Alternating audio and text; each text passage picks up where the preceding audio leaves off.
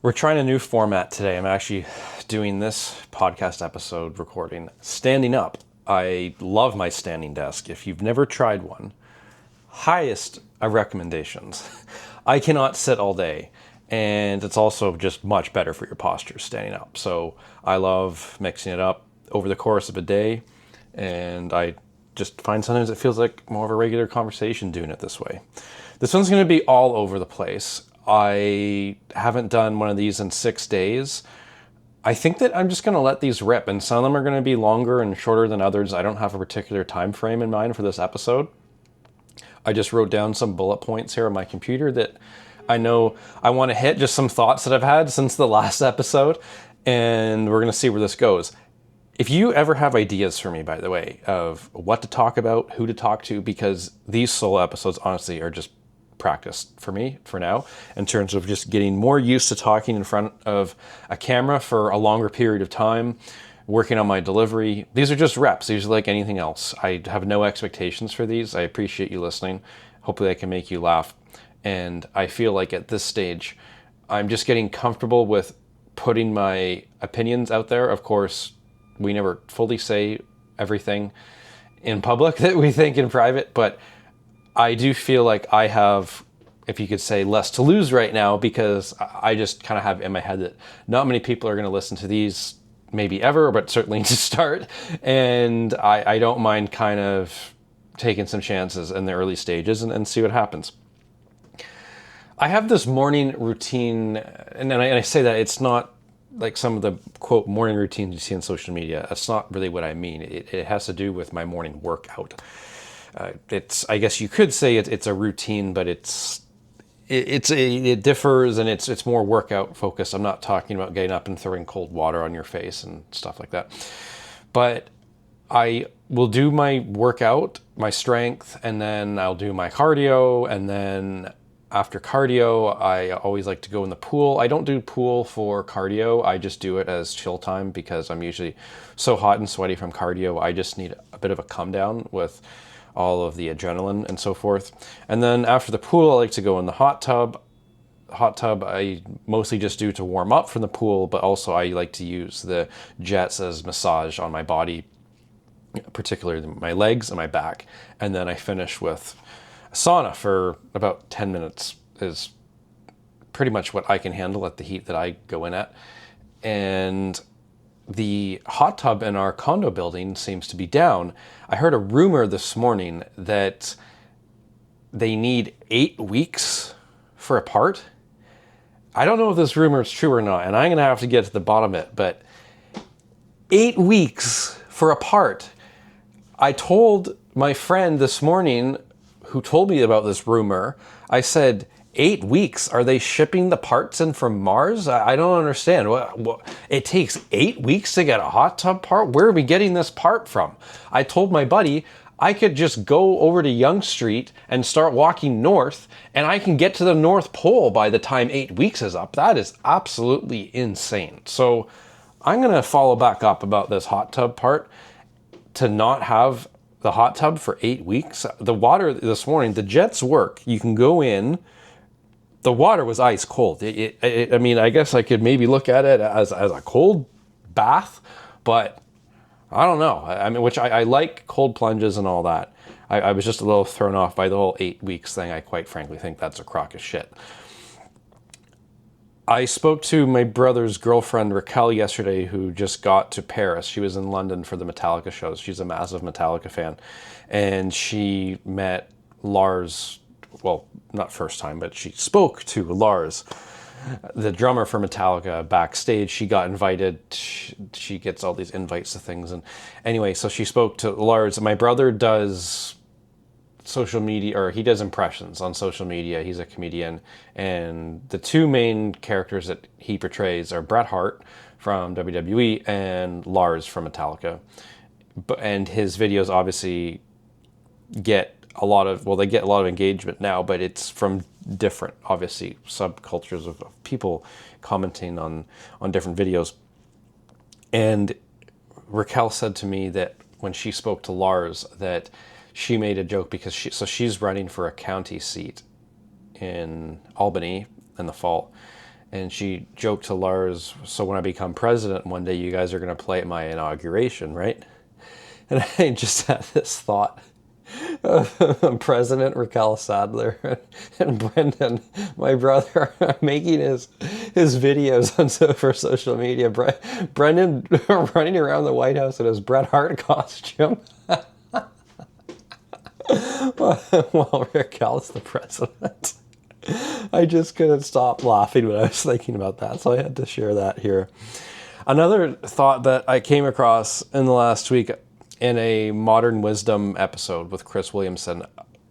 I have just gotten into his pod in the last couple months. I love it. So highly recommend checking it out. If you're not familiar with any of his work, I can reach out to me. I can send you maybe some of my favorite episodes. But he was having a discussion. It was a four-way discussion, and there was another British guy on, and they were talking about the UK, and they were basically saying how surveys seem to indicate that Brits overall don't seem to be a fan of themselves. They seem to have a pessimistic view of themselves. I don't know if it was within the scope of government or but anyway, just overall, take it at face value.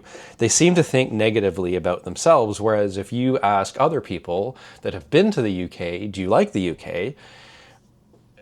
There's a bigger portion of people that seem to be happy with the UK, and I'm one of those people. I've visited the UK twice. I know that there are a lot of different issues going on there right now, but I've only been to London, first of all, so it depends on where you go. However, the point is, I've been to London twice, loved it. I will go back without hesitation. But why is it that the British people themselves don't seem to be much of a fan of their country? I guess the question I want to ask is, are we becoming too pessimistic? Are we training ourselves to be so pessimistic about our own country, our own values? I don't know. I don't really know where I want to go with this thought. It was funny to me. I find that, well, are we becoming too pessimistic? I don't know. I mean, change sometimes can be good, but sometimes change can be unnecessary. I think that it just speaks to an overall attitude that I picked up on. Maybe in society, are we too hard on ourselves? I don't know. Because at certain times we're not, and at certain times we are. So anyway, I just want to put that thought into the ether. I watched the new Louis C.K. stand-up special on Netflix the other day. I think it's called Ridiculous, if I remember correctly. I had never seen any of his stand-up before, of course. I recalled that he ran into some issues with some behavioral things a few years back. But anyway, I had never seen any of his work before, and I can tell you right now, it is absolutely hilarious. So if you're looking for a new stand-up special to watch, the new Louis C.K. one, definitely give that a look. I'm going to pull up my phone because this one is actually just some funny DMs that I exchanged with one of my friends from law school last night.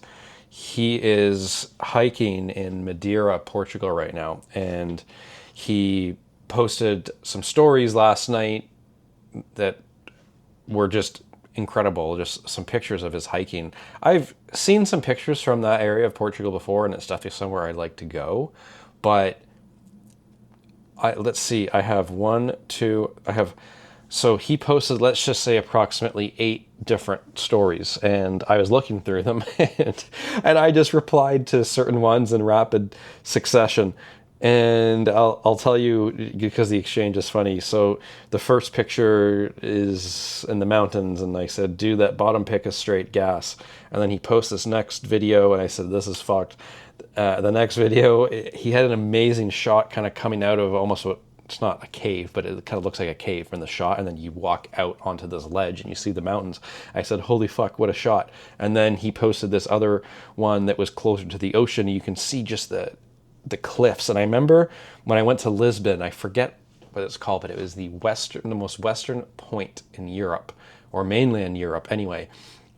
And I remember the size of the cliffs there were incredible. So they're not exactly the same, but it just reminds me of that. And I just said, those cliffs are insane. So I fired off 4 different story replies. And then I said, okay, my commentary is over. Hope you enjoyed it. And then he replied a while later, just killing himself laughing. And then, anyhow, so I just wanted to bring up that funny exchange. I guess the point is sometimes don't worry about, oh, how many replies am I sending? Is that you can just make fun of yourself at the end. And that's okay. I want to touch again on World Cup hydration breaks. It's amazing how sensitive people get over something that doesn't particularly matter. It's like, if you go into my TikTok right now on the first video I posted about the breaks not being a big deal, look, what's my true take on it? I think in the grand scheme of life, it's not that big of a deal, but I understand why people are upset, and I understand how it changes the flow of the game. What I don't understand, though, is the degree of upset about this and the personal attacks against me in my TikTok comments just keep rolling in. And I'm at the point now where, well, I mean, Rogan always says to not read them, and every comment that I see come up, I've stopped reading them, and it's not because I'm scared to read them. It's just I've read them already. Every single comment is something that someone else has already said. I also got a DM on TikTok that, first of all, I think I've only ever DM'd with one person on TikTok, so I'm surprised I even saw it. But I saw it started out with a quote that I guess I said, and then going into another quote I said. And I honestly just deleted it and never even read it. I think this is going to be some sort of hateful message, and I don't need to read this one. Like, I'm not going to reply to it, so who cares? And as these comments just keep coming on my TikTok, more people tell me I'm American, by the way. I don't actually feel anything about it, because it was just a video that I published to speak on a subject for a minute. I just had to make an argument, and with the amount of personal attacks that I get from that argument tells me that, now, of course, at the time, I didn't mention the flow of the game being broken and stuff like that, but I played hockey. I understand sports with flow. It's different than baseball with innings, but I understand a continuous flow sport. I played one. I get it. But my overarching point is it's out of your control. So I just, like, the amount of negative energy that people are wasting on this in my TikTok comments, you could take that time and energy and better your own life in some way. You either choose to react negatively or positively towards something. And I don't expect anyone, including myself, to be held to a perfect standard. But my question is, why do people get this upset about something that doesn't affect them that much? As I said before, you're not playing, you're not coaching. They will figure it out. I don't know. It must be people that are just unhappy in their own lives about something else. I don't understand the anger behind it. I am running through Scooby Doo again. And I ran through it last year, but I only actually ran through, well, the Where Are You is the first main series. So that's 2 seasons, technically 3. I'll come back to that. So the first 2 seasons are the originals. And then there's a 3rd season that was released under the Where Are You umbrella, but it's actually from the Scooby Doo show. So there was a bit of a break. So this is about 6 years after Where Are You? And then they started the Scooby Doo show. And I had seen, which is the last season of the Scooby Doo show, I saw that last year. And then this year, I realized that there was more to it. So I started looking up the Scooby Doo show episodes. So I'm talking like Old Iron Face. I'm talking the pterodactyl ghost. I'm talking, what are the other ones? Like the Phantom Racer, the Skeleton Men, and the Bermuda Triangle. So just episodes from that era. And anyway, the first 2 seasons of that Scooby Doo show, I hadn't seen some of these episodes in maybe 20 years. It's been so long since I've seen some of these episodes, and I am just killing myself laughing at this show. It is so good. There's so many things that just go over my head as a kid. And just so many different plot holes and things that are, but it's designed to be funny. It's not designed to be serious. And as an adult, I find the show hilarious. There's a lot. There's a lot going on. I think there's a lot of cultural references that will go over your head, especially as kids. Like, what's Fred always up to? The girls and stuff like that. Yes, I think that the writers definitely try to steer your direction.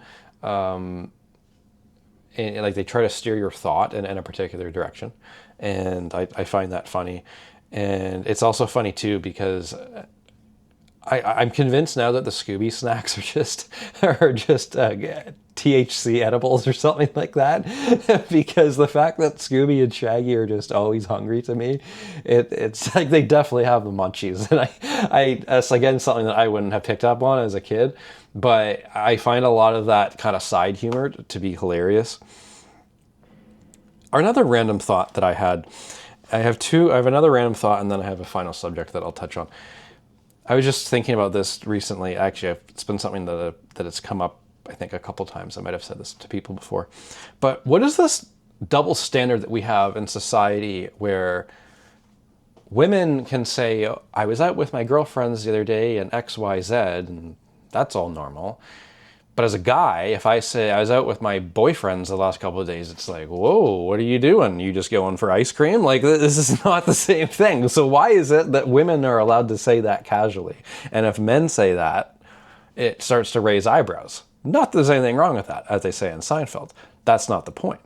The point is the double standard that we have, where certain people in society can say one thing and that just seems to be normal, and if another segment of the population says basically the same thing as applicable to them, that people might start asking questions. Just a random thought I had. The last thing I want to talk about, and this, I said before that I don't care to do politics. This has nothing to do with politics, but it's one of the best things that I've ever seen. That press scrum, or whatever you want to call it, press conference with Trump in the Oval Office yesterday, which would have been July 6th, it's one of the best things I've ever seen. First of all, so if you don't know what I'm talking about, one of the American players, America got knocked out last night against Belgium, so it didn't end up making too much of a difference anyway, but one of the American players got a red card because of a collision he basically got into with another player. And I don't know enough about the rules of soccer to comment on the nitty-gritties, but I do know enough about the flow of sports playing hockey. I know how to watch a replay, and anyhow, the point is, the American player, there was no sign that he intended to injure the other player. So to me, just from being sports-minded, if you can see on the replay that the athlete maybe looks out of the corner of their eye, or there's something like, there usually can be a tell if there's an intent to injure, especially in a slow motion replay. You can usually pick up on something. When you watch the replay of this play, from what I saw, the player can't see what he's doing with his feet. He's more concerned about trying to get the ball, and he, from what I can tell, accidentally steps on the other player. And anyway, the referee gave him a red card, which means you can't play in the tournament anymore. So Trump made a phone call to the FIFA president, and they ended up putting it to a committee, and they overturned the red card. And at first I read that it hadn't been done in decades, and then something happened with Ronaldo. Anyway, it doesn't matter. The point is, the press conference in the Oval Office, if you haven't seen the full video, I mean, watch the full thing. Don't watch what they'll show you on the sports channel, because they cut a lot of it out. First of all, there are children, there's 1 or 2 year old children playing on the carpet in the Oval Office. If you see at the beginning of the video, which I found on YouTube, when they'll show a wide angle shot of the room before Trump starts rambling, and there's little children just rolling around the floor on the carpet in the Oval Office. And then this guy just starts going off about how he knows about sports, but then he doesn't know what a red card is.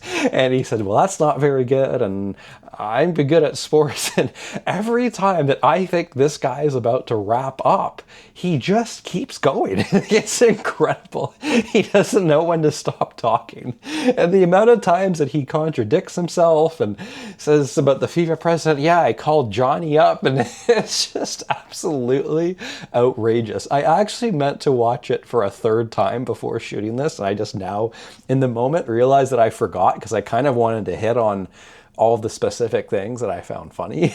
But if you take one thing out of this episode, if you've even listened to this whole thing, please, you're not going to regret it.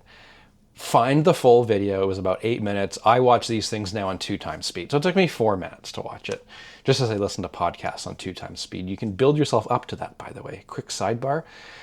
If you're saying to yourself, oh, I can't do that, well, that's because you're used to 1. But if you train your brain to adapt, so go to 1.25. Do that for a week, week and a half. Then you'll notice it kind of sounds normal. Then push yourself to 1.5. It'll seem fast. You'll get used to it after a while. Then you go 1.75. And eventually I'm up at 2. I can actually do quicker than 2. The only thing is I find that sometimes, because I want to digest what I'm listening to, and sometimes I take notes and listen to podcasts too, just so I don't forget things, because then I take certain excerpts and use them for things like this. But you can train yourself to get to that point, and it allows you to digest more information quicker. So what's the downside there? It just takes a little bit of effort. You can do it. Anyhow, back to the Trump thing. It was hilarious. So take 8 minutes if you listen to it on 1, or 4 if you listen to it on 2. Watch the full video. I think it's going to be the best press conference, if that's what we want to call it, that he ever did. Just in terms of humor, I mean. Again, this has nothing to do with politics. It's just, it's so outrageous to me that the president of the United States during the World Cup, as the host, one of the hosts, calls the FIFA president and kind of nudges him to get this reviewed.